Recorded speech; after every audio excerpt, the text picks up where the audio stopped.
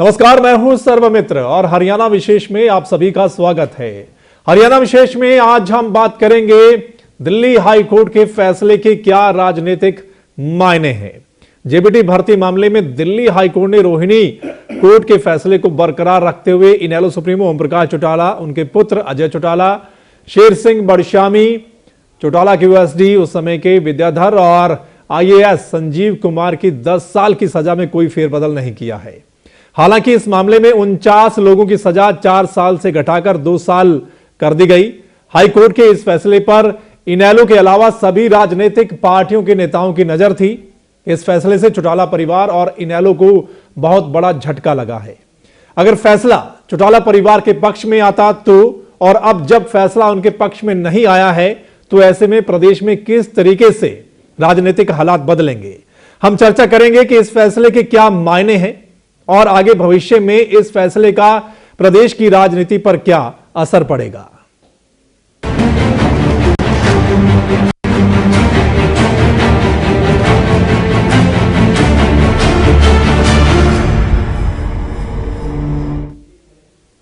तो जेबीटी भर्ती मामले में सजा याफ्ता इनेलो सुप्रीमो ओम प्रकाश चौटाला और उनके पुत्र अजय सिंह चौटाला को दिल्ली हाई कोर्ट से राहत नहीं मिली। दिल्ली हाई कोर्ट की ओर से उनकी 10 साल की सजा को बरकरार रखा गया है। अब चौटाला परिवार के पास एक रास्ता सुप्रीम कोर्ट का बचा है, जहां वो अपील कर सकते हैं।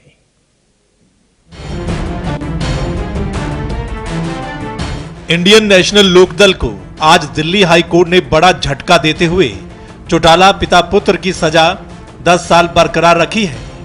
उनके साथ साथ अन्य 3 लोगों की सजा भी बरकरार रखी गई है। गौरतलब है कि जेबीटी भर्ती मामले में जनवरी 2013 में सजा सुनाई गई थी। चौटाला परिवार ने निचली अदालत के फैसले को दिल्ली हाई कोर्ट में चुनौती दी थी। पिछले काफी समय से दिल्ली हाई कोर्ट ने मामले की सुनवाई के बाद फैसला सुरक्षित रख रखा था।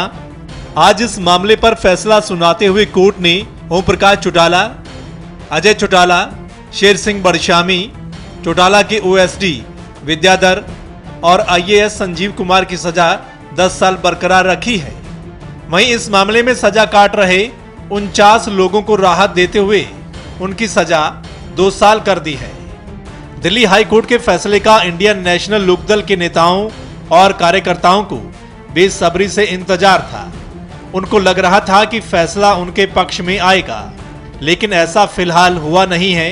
हालांकि हाई कोर्ट के फैसले को लेकर चौटाला परिवार की ओर से सुप्रीम कोर्ट में अपील की जाएगी, लेकिन कुल मिलाकर हाई कोर्ट का यह फैसला चौटाला परिवार और इनेलो पार्टी के लिए बहुत बड़ा झटका है। ब्यूरो रिपोर्ट, एवन तहलका, हरियाणा। हाई कोर्ट के फैसले के बाद इनेलो के सांसद और अजय चौटाला के पुत्र दुष्यंत चौटाला ने सोशल मीडिया पर क्या लिखा है वो आपको दिखाते हैं। आज हाई कोर्ट के फैसले ने 22 जनवरी 2013 के हुए जख्म पर नमक डालने का काम किया है। हमें यह उम्मीद कभी नहीं थी कि फैसला हमारे खिलाफ आएगा, क्योंकि हमने 3206 गरीब घरों में चूल्हा जलाया था और कोई भी गलत काम हमारे नेताओं ने नहीं किया था। मुझे कोर्ट के इस फैसले में राजनीतिक हस्तक्षेप और राजनीतिक बू नजर आती है, क्योंकि एक अच्छे इंसान के पीछे सभी लग जाते हैं।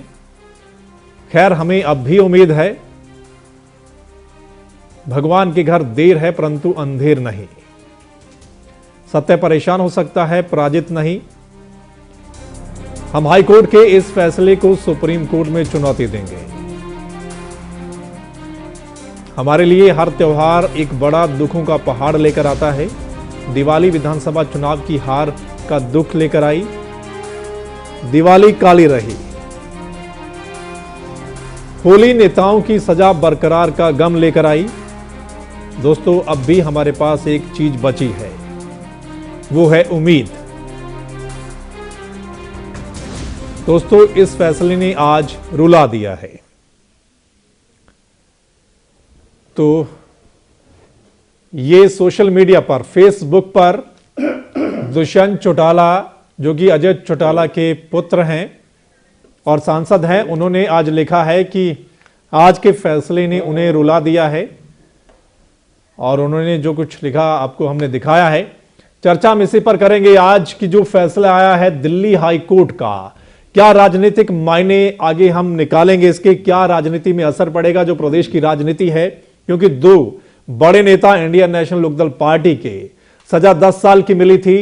वहां पर रोहिणी कोर्ट की ओर से मामला जब हाईकोर्ट में लेकर गए तो हाईकोर्ट ने आज सजा का ऐलान किया है वहां पर। हालांकि काफी समय पहले सुरक्षित रख लिया था फैसला और सभी को इंतजार था, इनेलो पार्टी के जितने भी नेता हैं, उनके कार्यकर्ता हैं या दूसरी पार्टियों के जो भी नेता हैं, उनको भी इंतजार था इस फैसले का। और चर्चा करेंगे। इस चर्चा में मेरे साथ जो मेहमान शामिल है मैं आपको बता दूं, मेरे साथ परवीन अत्री साहब हैं, इनेलो के प्रवक्ता हैं। मेरे साथ नरेश कौशल साहब हैं, वरिष्ठ पत्रकार हैं। मेरे साथ वीर कुमार यादव साहब हैं, बीजेपी के प्रवक्ता हैं, फोन पर मौजूद रहेंगे। मेरे साथ डॉक्टर सुरेंद्र धीमान जी हैं, कार्यकारी संपादक हैं हेमंत तहलका हरियाणा के। सबसे पहले परवीन अत्री साहब आपके पास जाना चाहूंगा। निश्चित तौर पर यह जो फैसला आया है एक बहुत बड़ा झटका है इनेलो के लिए, इनेलो के जितने भी नेता हैं, कार्यकर्ता हैं। पहली नजर में क्या कहेंगे इस फैसले को लेकर?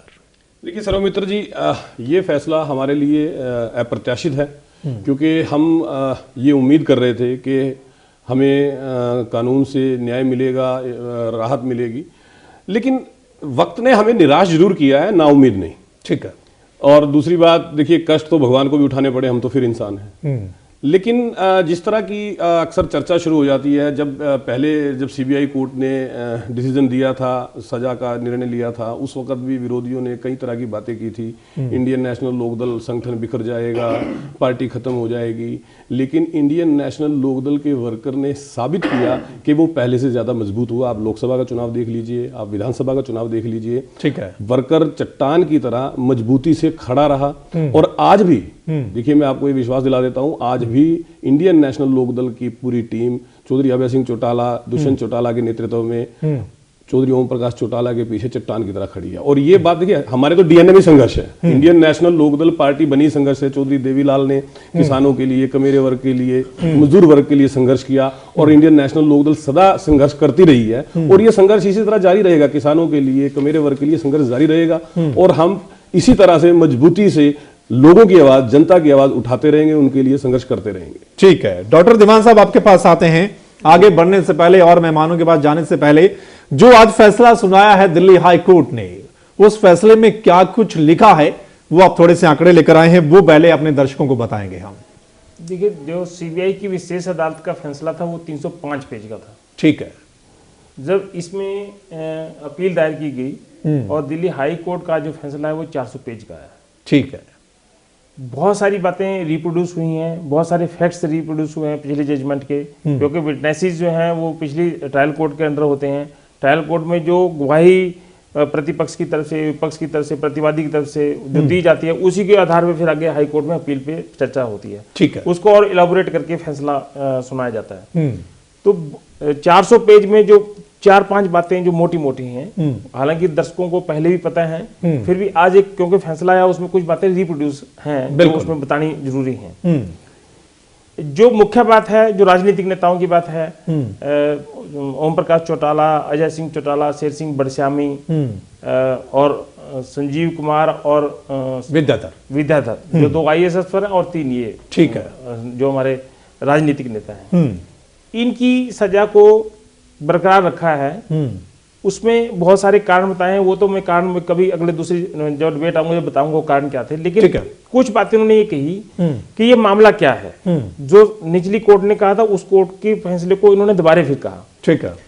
कि 1999 में जेवीटी टीचर्स की भर्ती प्रक्रिया चल रही थी, जो कि हरियाणा स्टाफ सिलेक्शन कमीशन के द्वारा की जा रही थी।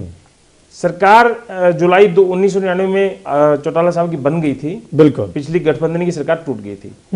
तो कोर्ट के फैसले में लिखा है कि सबसे पहले तो चौटाला साहब के नेतृत्व में, क्योंकि वो मुख्यमंत्री थे, कैबिनेट का फैसला हुआ जिसमें कहा गया कि क्योंकि टीचर्स की कमी है उसको भर्ती करनी है, स्टाफ सिलेक्शन कमीशन से वापस लिया जाए और डिपार्टमेंट को दे दिया जाए। डिपार्टमेंट की डिस्ट्रिक्ट लेवल की कमेटी वो इसको करेंगी। ठीक है। पूरी जजमेंट में, निचली कोर्ट में भी और हाई कोर्ट के जजमेंट में इस बात को, इस फैसले को वो कह रहे हैं कि ये चौटाला साहब के कहने पे इस सारे मोटिव में वो उनका बहस रहा है, उनका कहना रहा है, उनकी सोच रही है और अगले लोगों ने उसको इम्प्लीमेंट किया है, इसलिए उनको आखिर समय तक इसमें दोषी ठहराया। ठीक है। उसके बाद उन्होंने कहा कि जो एक लिस्ट पहले जो इंटरव्यू चल रहे थे वो लिस्ट तैयार हो गई थी। रजनी शेखरी सिब्बल उन्होंने वो लिस्ट एक अलमीरा में 4 मीटर के कपड़े में बंद करके 1 रुपए का सिक्का लगा के सील कर दी थी। अच्छा। और उसमें ये कहा गया कि उससे पहले, वो सील करने से पहले रजनी शेखरी सिब्बल, प्रेम प्रशांत जो उस वक्त प्रधान सचिव थे, पीके महापात्रा, इन तीनों अफसरों को मुख्यमंत्री के कहने पे अजय सिंह चौटाला, शेर सिंह बड़श्यामी, विद्याधर, इन्होंने मीटिंग करके बुलाई।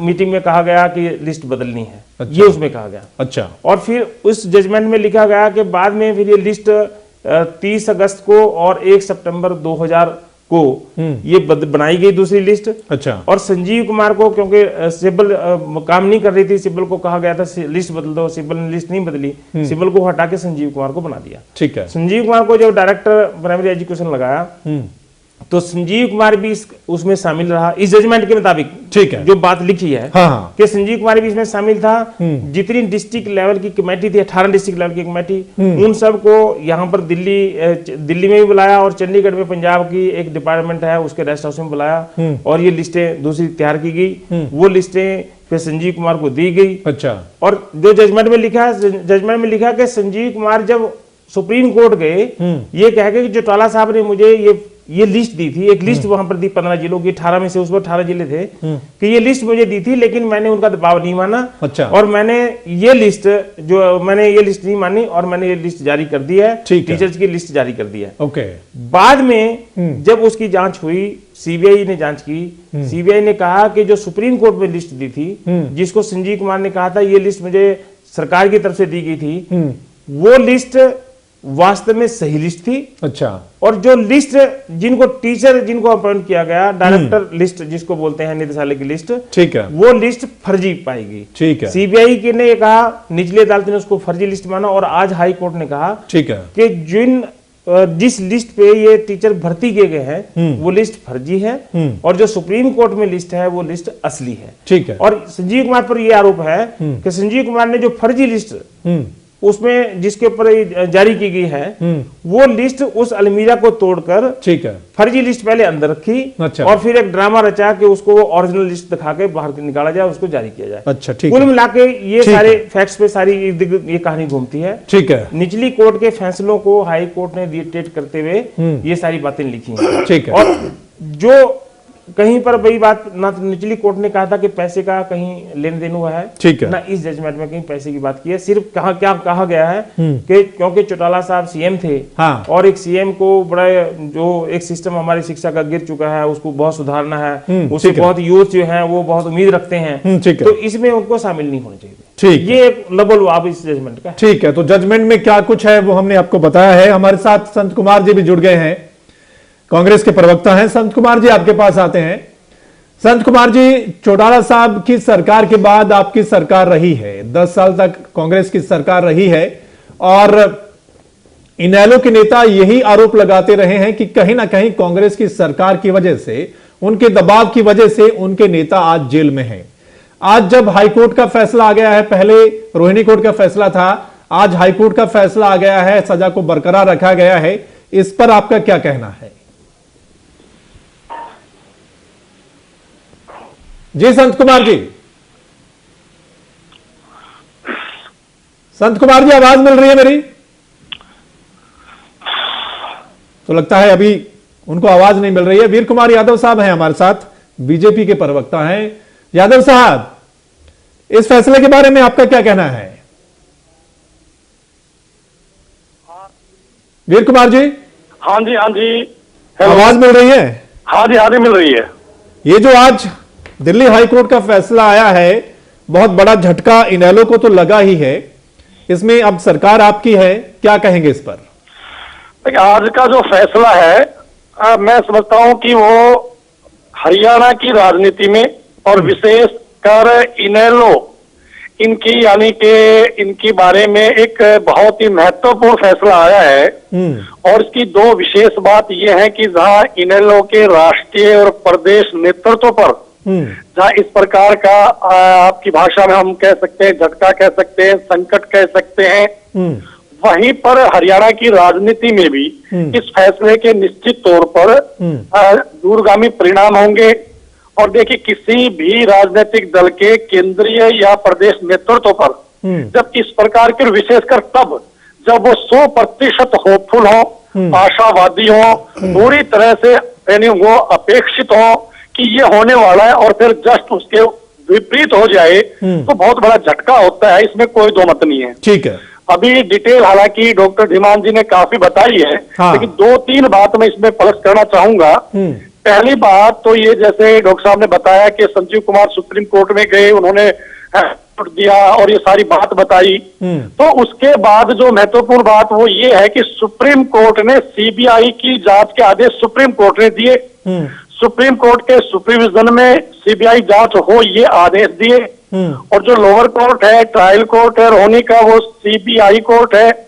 और उसके बाद ये सारे एविडेंस होने के बाद और जब सजा हुई, उसके बाद ये बात आई थी कि सीबीआई का दुरुपयोग किया गया। हाँ बिल्कुल। कुछ फैक्ट्स दिए जो छोड़ दिए गए, गवाहियों के बारे में भी, बहस के बारे में कुछ बातें कही गई। यूपीए का 10 साल का पीरियड था। हाँ। वैसे टोटल जुडिशियल प्रोसेस है और अपील की गुंजाइश रहती है। हाँ। लेकिन उस ट्रायल कोर्ट के फैसले के खिलाफ जब हाई कोर्ट में अपील हुई, तो मैं समझता हूं कि जो आर्गुमेंट में जो पॉइंट्स ट्रायल कोर्ट में रह गए थे, या जहां उनको ये अंदेशा था कि सीबीआई ने ये चीज गलत शामिल की और ये हमारी शामिल नहीं की, वो उन्होंने हाई कोर्ट में सारा कुछ रखा है। ठीक है। यहाँ 2 महत्वपूर्ण जो कोर्ट के बिंदु हैं, ये वास्तव में बहुत ही एक प्रकार का कड़ा निर्णय मैं इसलिए कह रहा हूं कि कोर्ट के द्वारा पहले 5 आरोपियों पर गंभीर टिप्पणी की है और उसमें यही कहा है कि शिक्षा के संबंध में, राजनीतिक नेताओं के संबंध में, एक तो ये बात जो वास्तव में इसका मतलब ये है कि जुडिशरी इस मैटर पर जा नहीं सकता है। ठीक है। और इसका हुआ कि राहत नहीं मिली। हालांकि मैं अभी अपने मित्र को सब सुन रहा था, लेकिन इसमें एक बात देखने की है। देखिए, ये तो सच है कि जो अभी डॉक्टर धीमान ने बताया कि वो जो सारा भर्ती प्रक्रिया चल रही थी और इन बिटवीन सरकार टूट गई, 99 फ्रेश चुनाव हुए, चौटाला जी मुख्यमंत्री बने 2000 में, और वो सारी प्रोसेस विड्रॉ करने के बाद डिपार्टमेंटल भर्ती की जो बात कही गई थी, वो भर्ती कंप्लीट हो गई थी। और कंप्लीट होने के बाद वो जब लिस्ट जमा हो गई थी, उसके बाद अब देखिए, हम ये अगर कहें कि हमने 3206 घरों में हमने चूल्हा जलाया है, तो देखिए यहाँ ये बात थोड़ी सी हमें अटपटी यूं लगती है कि 3206 घरों में चूल्हा जलाया, तो लिस्ट तो पहले भी तो तैयार थी। चलिए इस पर बाद में बात करेंगे। मैं आऊंगा आपके पास वीर कुमार यादव साहब। संत कुमार भी हमारे साथ जुड़ गए हैं। संत कुमार जी, आवाज मिल रही है? संत कुमार जी, तो लगता है अभी भी नहीं हमारा संपर्क उनके साथ हो पाया है। नरेश कौशल साहब है मेरे साथ। नरेश कौशल साहब, अब जब फैसला आ गया है, निश्चित तौर पर पहले रोहिणी कोर्ट का फैसला, अब हाई कोर्ट का फैसला है। इंडियन नेशनल लोकदल पार्टी को बहुत उम्मीद थी इस फैसले से, कहीं ना कहीं उनके पक्ष में आएगा। अब जब फैसला उनके पक्ष में नहीं आया है, हालांकि अभी सुप्रीम कोर्ट बाकी है, वहां अपील की जाएगी, उसमें क्या रहेगा वो अलग बात है, लेकिन इस फैसले के बाद आप किस तरीके का प्रभाव मानते हैं, किस तरीके का असर पड़ेगा इंडियन नेशनल लोकदल पार्टी पर? देखिए सर, मैं तो 2 बातें इसमें मैं अलग अलग कहना चाहता हूँ। नंबर 1, सार्वजनिक जीवन में शुचिता की बात है, और दूसरी बात है इंडियन नेशनल लोकदल का भविष्य। ठीक है। ये 2 बातें हैं। जहाँ तक तो सार्वजनिक जीवन में शुचिता की बात है, ये तो अब बहुत ये अच्छा एक आप कह सकते हैं शुभ संकेत है। पूरी राजनीति की बात कर रहा हूँ मैं सिर्फ एक पार्टी किसी की बात नहीं कर रहा। हम दिल्ली, देश की जो राजधानी दिल्ली है, दिल्ली में अभी जो चुनाव हुआ है, वहाँ किस तरह से कौन सी पार्टी आई है सभी जानते हैं, मैं डिटेल में नहीं जाना चाहता। ठीक है। उसी तरह से नरेंद्र मोदी ने भी एक चेहरा शुचिता का दिखाने की कोशिश की। अच्छा। उसी तरह से हरियाणा में भी जो चुनाव हुआ है, उसमें भी ये कोशिश रही है। अच्छा। कहने का अभिप्राय ये है कि ये बहुत भविष्य के लिए, लोकतंत्र के लिए ये अच्छे संकेत हैं कि राजनीति में, सार्वजनिक जीवन में शुचिता जो है उसका बहुत महत्व है। एक बात तो मैं ये ठीक है। अब रही दूसरी इंडियन नेशनल लोकदल की बात। हाँ। मैं इस बात से तो कतई सहमत नहीं हूं कि इंडियन नेशनल लोकदल टूट जाएगा, उसमें ये हो जाएगा, वो हो जाएगा। उसके कारण है, उसके उदाहरण भी है। ठीक है। जब इतनी गर्दिश में जब पहले नीचे की अदालत के फैसले के बाद अंदर गए हैं, उसके बाद चुनाव आए, जैसे मौसम खराब आते हैं, ठीक है। अगर ऐसे हालात में, ठीक है, इसके मैं ये नहीं कह रहा नहीं गए लोग पार्टी छोड़ के लोग गए, ठीक है, जरूर गए हैं। लेकिन अब जो समय चल रहा है, आने वाला कोई राजनीतिक मौसम ऐसा 2-4 साल के अंदर अभी दिखाई नहीं पड़ता। कोई अप्रत्याशित बात हो जाए तो वो अलग बात, ठीक है।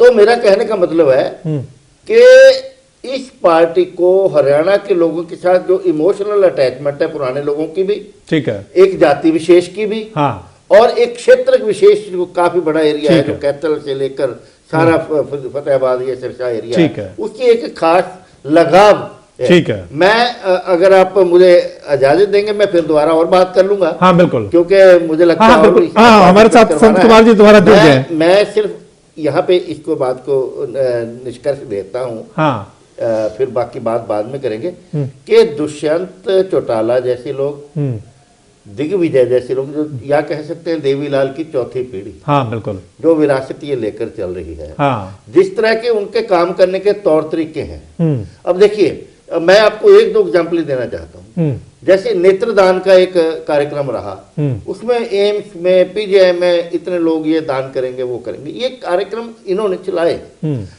खेती बाड़ी से जुड़े हुए लोग हैं, नीचे गांव स्तर तक जुड़े हुए लोग हैं, ठीक है। मेरा कहने का मतलब ये है कि युवाओं में जोश भरने की बात है, चाहे वो पंजाब यूनिवर्सिटी में इन्होंने फंक्शन किए, छात्रों को जोड़ने की बात है।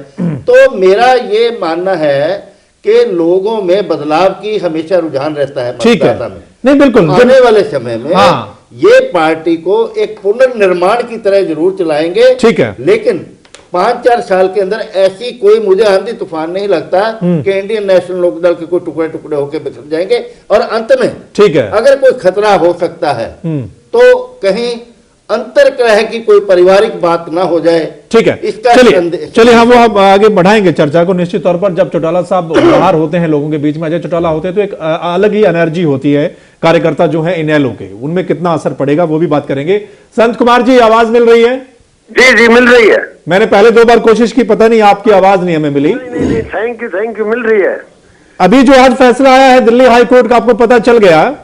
जी। चौटाला सरकार के बाद आपकी सरकार रही है, हाँ। 10 साल, और केंद्र में भी आपकी सरकार रही है, हाँ। हमेशा आपकी सरकार पर यह आरोप लगते रहे हैं कि आपने सीबीआई पर प्रभाव डाला और आपकी वजह से ही इनेलो के 2 बड़े नेता जेल में चले गए।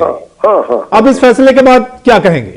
मैं देखिए, इस फैसले के बहुत दूरगामी परिणाम होंगे हरियाणा की राजनीति पर। पहला तो ये होगा कि माननीय चौधरी भूपेंद्र सिंह हुड्डा हरियाणा के मुख्यमंत्री के बारे में जिस प्रकार इनेलो ने दुष्प्रचार किया था कि सीबीआई का दुरुपयोग करके सजा कराई गई, उस बात को आज हाईकोर्ट ने झूठा साबित कर दिया इनके प्रचार को, और उससे हरियाणा के लोगों की इन्होंने सिंपैथी गेन करने का काम किया था, जिससे कांग्रेस को नुकसान हुआ था।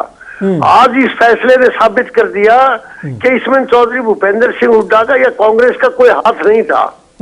और इसमें दूसरी बात, एक और बात सामने आई है कि चौधरी भूपेंद्र सिंह हुड्डा की सरकार आने से पहले कांग्रेस चौधरी ओम प्रकाश चौटाला के खिलाफ ये मामला दर्ज हो चुका था, जांच शुरू हो चुकी थी, सुप्रीम कोर्ट द्वारा जांच जारी करी गई थी जी। और उस समय चौटाला साहब खुद मुख्यमंत्री जब थे, जब इनके खिलाफ जांच जारी हुई, और वाजपेयी जी प्रधानमंत्री थे। तो ये सारी बातें आज जनता के सामने बिल्कुल क्लियर होगी कि जिस प्रकार से चौधरी भूपेंद्र सिंह हुड्डा पे जो इनेलो ने झूठा प्रचार चलाया था, वो आज साफ हो गया, नंबर 1। ठीक है। नंबर दूसरा कि चौधरी ओम प्रकाश चौटाला ने जिस प्रकार से संघर्ष के ये उनकी लीडरशिप के ये उनकी चौधरी देवीलाल की विरासत के ये उनको उन्होंने संजोया था, वो आज लोगों के दिमाग में बिल्कुल एक बात साफ हो गई है कि पार्टी की लीडरशिप जब चली जाती है, चाहे वो जेल में जाए, चाहे वो लोगों से अदर से किसी भी रूप में हो, तो उसका निश्चित तौर पर चाहे कोई भी पार्टी हो, लीडरशिप जाने से बहुत बड़ा नुकसान होता है। अच्छा, इनेलो को दो बहुत बड़े नुकसान होंगे। आज इनेलो के हर वर्कर की जुबान के ऊपर एक बात है, लगातार इस चुनाव के से पहले से लेकर के आज तक के इनेलो के अंदर आपसी बड़ी गुटबाजी, परिवार की लड़ाई जारी है लीडरशिप को लेकर के। दूसरा, अब ये सजा बरकरार रहने से जब दोनों लोग चौधरी ओम प्रकाश चौटाला और अजय चौटाला दोबारा से 4 जेल में चले जाएंगे तो वर्कर बहुत मायूस होगा। अच्छा, और उस मायूसी का पार्टी के ऊपर असर पड़ता है, निश्चित तौर पर पड़ता है। ठीक है, उसके वोटर्स पर भी पड़ता है, ठीक है, और उसके सिंपैथाइजर भी पड़ता है। ठीक है। और जिस प्रकार मेरे साथी ये अभी वकालत कर रहे थे कि नहीं इनेलो तो ये करेगी वो करेगी, इनेलो ने कौन सा काम किया? इनेलो ने जिस प्रकार से चौधरी देवीलाल की मौत के बाद एक भी पार्लियामेंट का चुनाव नहीं जीता। चौधरी देवीलाल की मौत के बाद असेंबली में का सरकार मुंह नहीं देख सकी। आप देख लेना, चौधरी देवीलाल की मौत के बाद इन्होंने कब सरकार बनाई, ये कब पार्लियामेंट में जीत करके गए। और अब भी ये 2 मेंबर इसलिए जीत करके गए कि इन्होंने बादल से मिलकर के मोदी से बात करी, चौधरी देवीलाल को के पोते को जिताने का काम जरूर करा दिया है सार से। ठीक है, लेकिन जब चुनाव आया, बाई इलेक्शन आया, तो उचाने से प्रेमलता के मुकाबले में इसी दुष्यंत चौटाला को जो एमपी है, इसको जनता ने हराने का काम किया। चलिए उस पर आऊंगा, मैं दोबारा आऊंगा। प्रवीण अत्री साहब, आप कुछ कहना चाहते हैं? निश्चित तौर पर आपका जो युवा नेतृत्व सामने आया, निश्चित तौर पर वो अच्छा काम कर रहा है, लेकिन ओम प्रकाश चौटाला और अजय चौटाला ये आपकी पार्टी के रीढ़ की हड्डी है। ओम प्रकाश चौटाला अगर बाहर रहते हैं तो निश्चित तौर पर पूरा संगठन एकजुट रहता है, अनुशासन में रहता है। क्या आपको लगता है कि जिस तरीके से संत कुमार जी भी कह रहे हैं कि उनके अंदर रहने से निश्चित तौर पर बहुत बड़ा नुकसान इंडियन नेशनल लोकदल पार्टी का हो सकता है? देखिए सर्वमित्र जी, इसमें कोई दो राय नहीं है कि चौधरी ओम प्रकाश चौटाला, अजय चौटाला हमारी पार्टी का शीर्ष नेतृत्व था, हमारे नेता हैं, और उनका जो हरियाणा की जनता में जो मान और सम्मान है उससे कोई नकार नहीं सकता। लेकिन ये बात भी साथ साथ मैं जरूर कहूंगा, और मैं संत कुमार जी को भी आश्वस्त कर देता हूं कि इंडियन नेशनल लोकदल का वर्कर कभी भी विपक्ष को खुश होने का मौका नहीं देगा। जो वो उम्मीद कर रहे हैं कि इंडियन नेशनल लोकदल बिखर जाएगी, टूट जाएगी, जैसा कि हम पहले 2 इलेक्शनों में साबित कर चुके हैं, चाहे वो पार्लियामेंट का इलेक्शन हो चाहे विधानसभा का इलेक्शन हो, हमने दोनों इलेक्शन में बात को साबित किया है। और रही बात जो उचाना की बात कर रहे थे संत कुमार जी साहब, उचाना में दुष्यंत चौटाला जी को पिछली वोट से 10,000 फालतू वोट मिला, 75,000 के करीब वोट मिला, और उस हालात में, और जहां पे कांग्रेस के कैंडिडेट को मात्र 2200 वोट पड़ता है। देखिए, मतलब आप समझ सकते हैं कि उस वक्त उचाना में क्या हुआ कि कांग्रेस और हजका का कैंडिडेट 1800-2200 वोट लेता है और दुष्यंत चौटाला जी 75,000 वोट लेते हैं, तो कहीं ना कहीं वहां विपक्ष इकट्ठा हुआ, विपक्ष ने इकट्ठा होकर कोशिश की कि उनको हरा दिया जाए। तो इस तरह से अगर विपक्ष, अगर हमारे विरोधी ये उम्मीद करके या ये सोच के खुश हो रहे हैं, तो इंडियन नेशनल लोकदल का वर्कर ये खुशी विपक्ष को मिलने नहीं देगा। जैसे हम पहले साबित कर चुके हैं कि हम आज भी चट्टान की तरह खड़े हैं, मजबूत है, लोगों के लिए संघर्ष कर रहे हैं, और आगे भी लोगों की आवाज और संघर्ष लगातार जारी रहेगा। और दूसरी बात, जैसे अभी संत कुमार जी कह रहे थे, चौधरी देवीलाल जी के बाद पार्लियामेंट का इलेक्शन जीता। साहब, पिछले इलेक्शन में 2 एमपी जीत गए हैं, जबकि आपका तो एक ही जीता था, और उस वेव में 2 एमपी जीते हैं जब पूरे देश में मोदी जी की वेव चल रही थी। तब भी हमारे वर्कर ने साबित किया कि वो किस तरह से मजबूती से पार्टी के साथ खड़ा हुआ। और जिस तरह से बात कर रहे हैं कि गृह क्लेश, या ये केवल विरोधियों की अफवाह फैलाना है। इंडियन नेशनल लोकदल में किसी तरह की कोई गुटबाजी नहीं है, किसी तरह का आपसी मतभेद नहीं है। पार्टी बिल्कुल चट्टान की तरह चौधरी अभय सिंह चौटाला, दुष्यंत चौटाला के पीछे खड़ी है, हर वर्कर खड़ा है। इस बात को मैं बार बार इसलिए दोहरा रहा हूं कि मैं अपने विरोधियों को भी ये मैं बताना चाहता हूं कि इस तरह की खुशफहमी में रहने की जरूरत नहीं है, ना ही वर्कर इस तरह की खुशी उनको प्रदान करने वाले। ठीक है, चलिए ये भी चर्चा करेंगे आगे कि आगे भविष्य में किस तरीके की राजनीति हरियाणा में उसमें हलचल होगी, क्या असर पड़ेगा। लेकिन यहां वक्त एक छोटे से ब्रेक का, जल्द वापस लौटते हैं।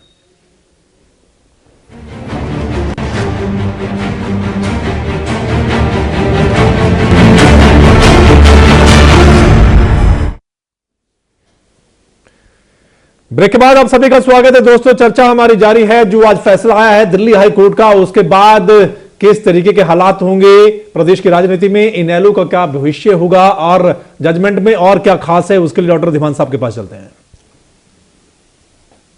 सौरभ मित्र जी जजमेंट के आखिरी पन्ने से एक पन्ना पहले 399 नंबर पेज पे लिखा है,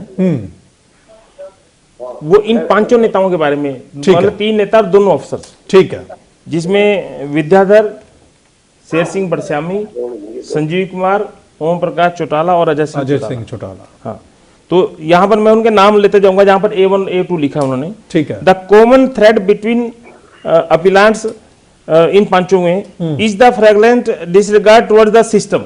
वो कहता है इन पांचों जो हमारे अपील करता है, इन पांचों में इन्होंने सिस्टम के प्रति खुली उपेक्षा की है, सिस्टम की। अच्छा, हर एक ने एक रोल अदा किया है अपने ऑब्जेक्ट को पूरा करने के लिए और सारे सिस्टम को खुर्द-बुर्द करके। अच्छा, Not only did they offend every duty they had to the office they were holding, but in the process they also challenged the ethical standard।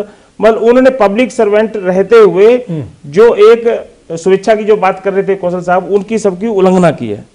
और फिर एंड में जाके बहुत लंबा चौड़ा लिखा हुआ है, एंड में जाके उन्होंने कहा कि जो चौटाला साहब हैं, ओम प्रकाश चौटाला साहब, उनकी वो अपने राजनीतिक कैरियर के अंतिम चरण में चल रहे हैं। अच्छा। उनकी उम्र ज्यादा हो गई है, तो उनके साथ दया की जाए। अच्छा, ये अपील की गई थी। अच्छा, तो जज ने कहा कि नहीं, इसमें जितने और दोषी हैं जो सजा भुगत रहे हैं, वो भी तकरीबन या तो रिटायर हो चुके हैं, काफी बुजुर्ग हैं वो भी, और क्योंकि उन्होंने भी सिस्टम के साथ इस कॉन्स्पिरेसी में शामिल रहे हैं, तो ये दलील नहीं मानी जा सकती। अच्छा, एक लाइन जो और उन्होंने कहा है, the man was the chief minister of Haryana, capable of much hope and an inspiration to the youth of the state, cheating them of their future deserves punishment of the highest kind. अच्छा, ये इसका सीधे से मतलब जो सामान्य भाषा में है कि एक चीफ मिनिस्टर जो मुख्यमंत्री प्रदेश के हैं, जो जिनका एक बहुत बड़ा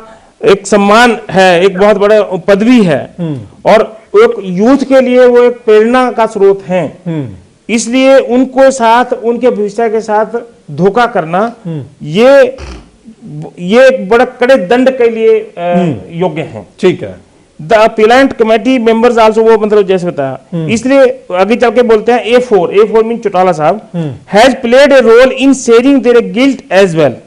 इसलिए इन सभी जो 1 से 5 जो हैं, ठीक है, इनके साथ कोई नरमी नहीं बरती जा सकती और इनकी सजा बरकरार रखी जाती है। ठीक है, ये उन्होंने एक शब्द का इस्तेमाल किया। ठीक है। एक चीज और जो बताना चाहूंगा, इस सारी जजमेंट का कारण क्या बन रही है। 2 लिस्टों की बात थी सुप्रीम कोर्ट की, जो संजीव कुमार ने दी थी। एक जिसके आधार पे नियुक्तियां हो रखी हैं, वो लिस्ट है, वो डायरेक्टर की लिस्ट है, निदेशालय की लिस्ट है। ठीक है। जितनी डिस्ट्रिक्ट लेवल की कमेटियां थी, उनमें से 7 लोगों को छोड़कर बाकी लोगों ने सीबीआई के पास भी और अदालत के अंदर, और जो 3-4 और ऑफिसर्स थे, उन्होंने ये कहा कि हाँ दूसरी लिस्टें तैयार हुई थी। दूसरी लिस्टें तैयार होने के लिए दिल्ली में मीटिंग हुई थी, उसमें भी हम गए थे, वहां भी तैयार हुई थी, और एक चंडीगढ़ में जो मीटिंग थी उसमें भी लिस्टें तैयार हुई थी। लिस्टें, और इनमें से 7 लोगों को छोड़कर उन्होंने कहा कि जो सुप्रीम कोर्ट में जो लिस्ट है, जिसके आधार पे वो कह रहे हैं कि संजीव कुमार ये झूठी है, ठीक है, असली लिस्ट वही है, हमारे साइन उस पे है, दूसरी पे भी साइन है, वो हमने प्रेशर में किए हैं, और सभी ने अपने ये आरोप लगाया। तीसरा एक व्यक्ति, ऐसा व्यक्ति था जो जिसको अक्यूज तो किया था, उसने कहा कि मैंने अंडर प्रेशर में ये, मतलब हमारे ऊपर इतना प्रेशर था कि मैंने यूपी 10 पेजों पे यूपी लिख रखा, अंडर प्रेशर उसने कहा बाद में, और उसको कोर्ट ने बरी कर दिया था। ठीक है। तो ये इसमें सीधा सीधा जो इन्वॉल्वमेंट है वो उन्होंने कहा कि क्योंकि ये ऑफिसर्स थे, इनके ऊपर एक प्रेशर था, इसलिए किया। ठीक है। और अजय सिंह चौटाला क्योंकि 2 मीटिंग में वहां पर उपस्थित थे, ठीक है, इसलिए उनकी भी सहमति है। अच्छा।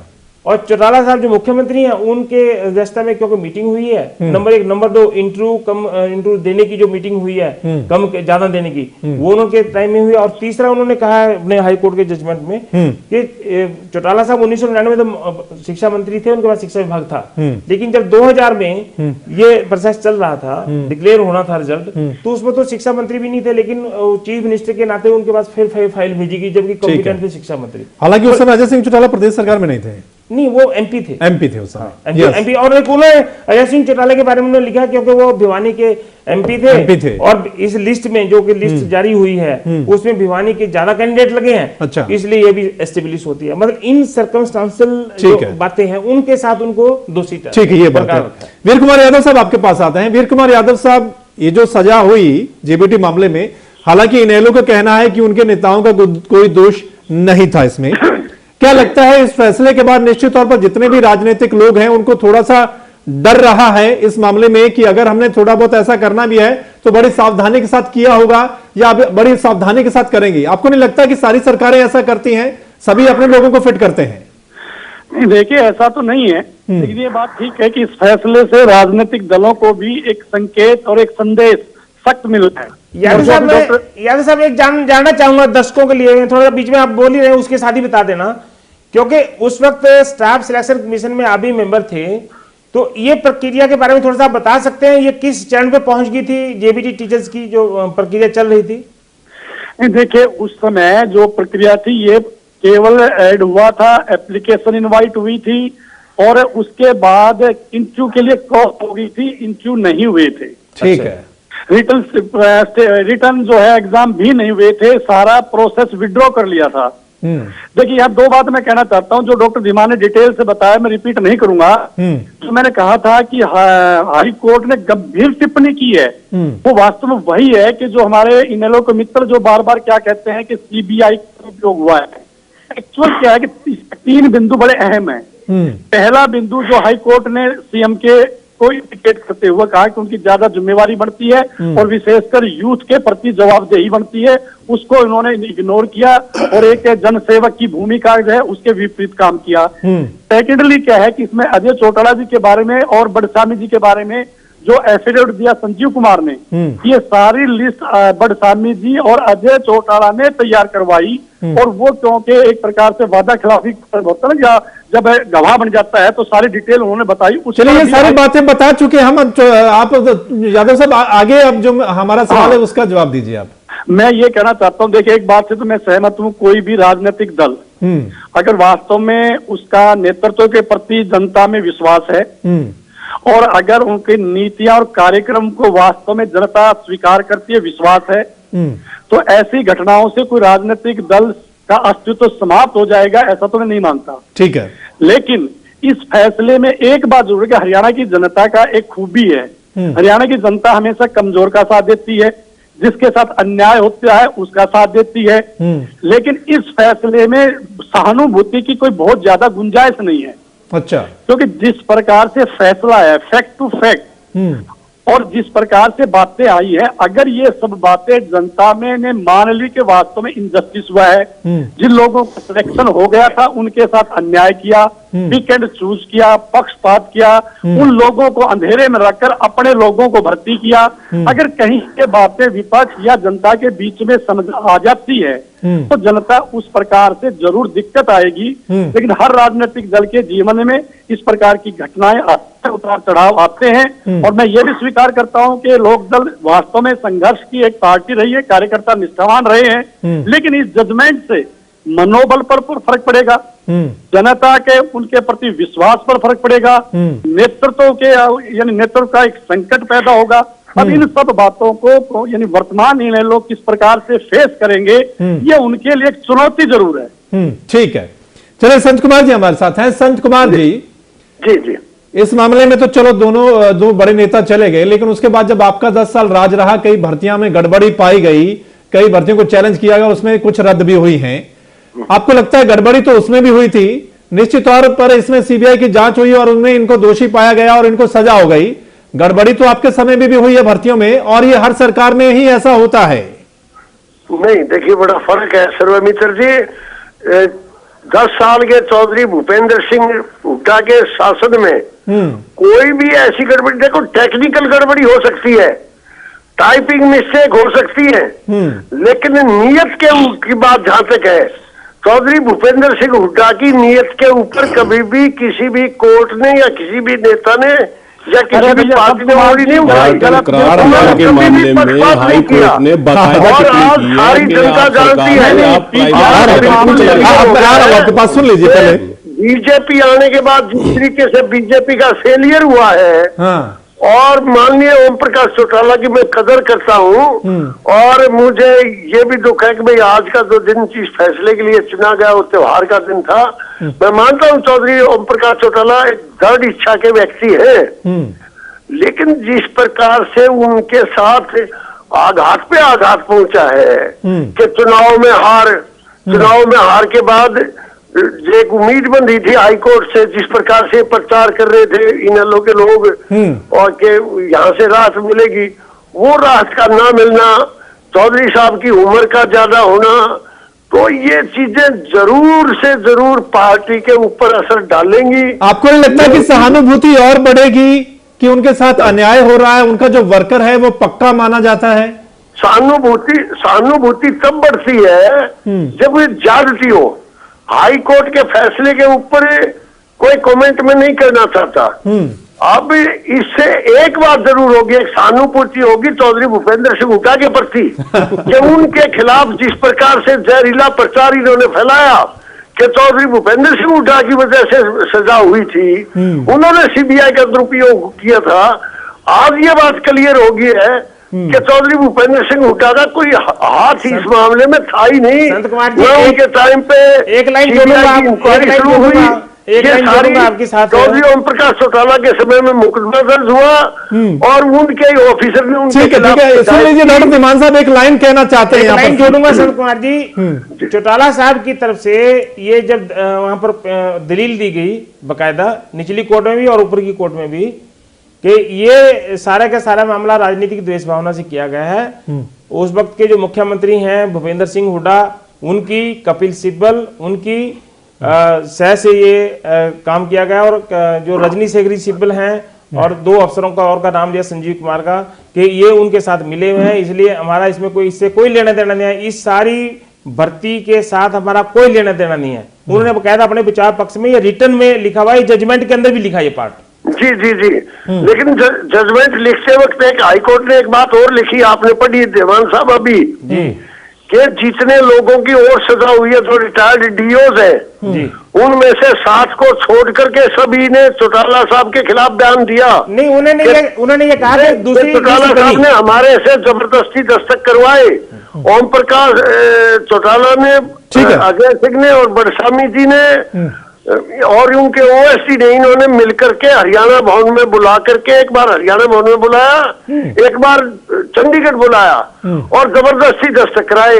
ये मैं नहीं कह रहा, ये उन लोगों ने बयान दिए हैं। अतरे साहब आप कुछ कहना चाहते हैं? देखिए, पहली बात तो सर्वमित्र जी ये है कि आपने एक लाइन बोली थी अभी कि 2 बड़े नेता चले गए, मेरा उस पर विरोध है। भाई साहब, जैसे मैंने पहले बोला था, नहीं वो जेल में निराश हुए हैं, उम्मीद नहीं गई है, हमारा वो मतलब नहीं है, अधिकार है ऊपर जाके हम अभी भी कहते हैं कि आपके पास अभी एक मौका है जी वो। और दूसरी बात, जैसे अभी संत कुमार जी कह रहे थे, आर्ट एंड क्राफ्ट टीचर्स के मामले में माननीय उच्च न्यायालय ने बाकायदा टिप्पणी की थी कांग्रेस पार्टी की सरकार के ऊपर कि आप सरकार नहीं प्राइवेट लिमिटेड कंपनी चला रहे थे, तो ये टिप्पणी थी। और दूसरी चीज देखिए, जैसे अभी वीर कुमार यादव जी ने भी इस बात को एक्सेप्ट किया कि जब पार्टी की नीतियों के साथ लोग जुड़े हों, जनता जिस पार्टी के साथ जुड़ी हो, जिस पार्टी के 20 विधायक हो, जिस पार्टी के 2 मेंबर पार्लियामेंट हो, तो लोगों ने हमें एक्सेप्ट किया है, लोग हमें स्वीकारते हैं, हरियाणा की जनता हमें इंडियन नेशनल लोकदल को स्वीकारती है। तो कहीं ना कहीं हरियाणा की जनता में, समाज में माननीय चौधरी ओम प्रकाश चौटाला जी का सम्मान है।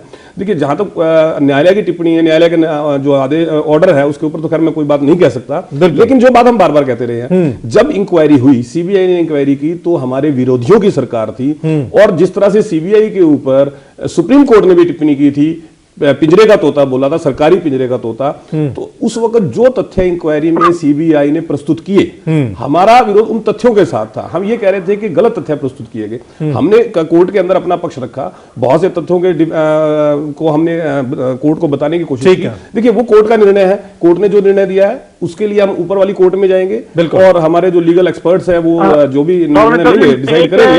लेकिन ये जो बातें अभी संत कुमार जी कर रहे थे, वो बातें केवल जो फैक्ट्स हैं, मतलब एक तरह से उनको रोल करने वाली कोशिश, क्योंकि ये बात डॉक्टर साहब ने भी बताई कि हमने तो बकायदा कहा, कपिल सिब्बल साहब सिब्बल जो आईएएस ऑफिसर थी, वो उनकी रिलेटिव थी, हुड्डा साहब, ये सारी की सारी राजनीतिक साजिश क्योंकि जब आपकी विरोधियों की सरकार है, इन्वेस्टिगेशन एजेंसी सरकारी है, वो आपको इन्वेस्टिगेट कर रही है, वो क्या तथ्य प्रस्तुत करती है, ठीक है, उसके हिसाब से निर्णय आता है। ठीक है, करण सिंह दलाल का भी नाम लिखा। जी हाँ बिल्कुल। नरेश कौशल साहब आपके पास आता हूँ। सर्वमित्र जी, मैं आपका आता हूँ आपके पास, संत कुमार जी आता हूँ, एक मिनट कौशल साहब से ले लेते हैं जवाब।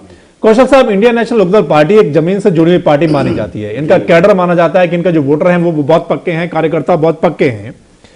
क्या लगता है कि निश्चित तौर पर अगर चौटाला साहब जेल में रहेंगे, अजय चौटाला साहब जेल में रहेंगे, हालांकि एक मौका है सुप्रीम कोर्ट से अगर राहत मिल गई तो क्या लगता है कि जो इनका वोटर है वो भी अभी बना रहेगा और सहानुभूति उनको और ज्यादा होगी कि हमारे नेताओं के साथ ये गलत हुआ है, या क्या लगता है कि वो बिखर जाएगा, और अगर वो बिखरेगा तो फिर फायदा किसको होगा?